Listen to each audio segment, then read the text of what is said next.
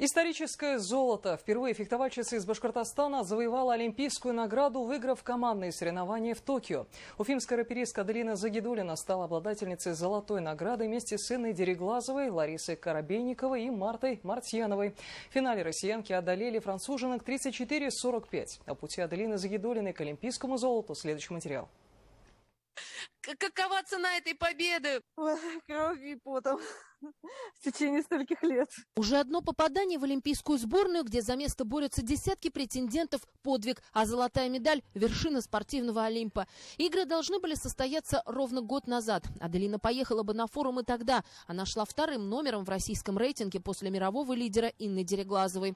Однако раперистке, как и всем остальным, пришлось снова бороться за путевку в Токио. За пандемией все это перенеслось. И, соответственно, еще один сезон, и надо заново отбираться в команду. То есть можно было в нее не отобраться. Вот, поэтому много было нервов, в этом сезоне много было травм. Травмы преследовали спортсменку полсезона, но с ними удалось справиться. И даже удалось набрать форму. Федерация фехтования страны периодически организовывала всероссийские турниры взамен отмененных международных состязаний. Единственные соревнования мирового уровня прошли в Дохе. У нас было очень много практики, очень много соревнований. У нас только турниров сильнейших было, если я не ошибаюсь, 7. Это достаточно много. Плюс еще был чемпионат России. И когда я увидела в Дохе, что все спортсмены в разной форме находятся, потому что у кого-то была возможность практиковаться, у кого-то не было, а нам предоставили все, и сборы, и соревнования. И это помогло квартету россиянок на Олимпиаде в четвертьфинале одолеть фехтовальщиц из Египта, потом американок и в финале француженок. Спасибо всем большое, пока еще не верится. Было очень волнительно. И не все получалось, но мы были единым коллективом, и поэтому друг друга мы поддерживали, и так вот все получилось. Сегодня практически вся республика прильнула к экранам телевизоров. В Уфимском центре спортивной подготовки встреча с паралимпийцами началась только после победного финиша. Для нас было принципиально, во-первых, выиграть американцев, и, во-вторых, было очень важно, чтобы французы победили итальянцев. Все сложилось, наша команда лучшая. Это еще раз говорит о том, что сегодня фехтование в Республике Башкортостан стоит на очень высоком уровне.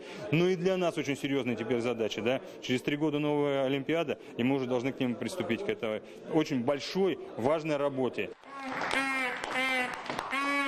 В одном из столичных кафе собрались и тренеры по фехтованию, и представители федерации, чтобы через 1000 километров передать лучи поддержки. Они так нужны в эти непростые олимпийские дни. Девчонки, последние этапы Кубка мира практически все выигрывали. Чемпионат мира, Европы.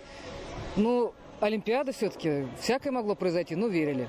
И никогда в истории развития рапирного женского фехтования у нас не было таких наград. Это первая олимпийская медаль и сразу же золотая. Поэтому я рада, я хочу всех поздравить, тренеров, спортсменов. 36 лет я возглавляю Федерацию фехтования. И до меня были люди, которые работали. Вот я думаю, что все эти годы как раз и посвящены этой работе, этой медали. Телефон не умолкает от поздравлений, но даже золотой медалью в руках Аделине до сих пор сложно поверить в это достижение. И уже так хочется домой. Мечты у олимпийских чемпионов такие простые и земные. Скучала, очень хочу костыбы. С удовольствием бы приехала домой и поела. Роза Хабибуллина, Артем Кочешев, Вадим Исламов, Айдар Шарипов и Тимур Рахматов. Новости.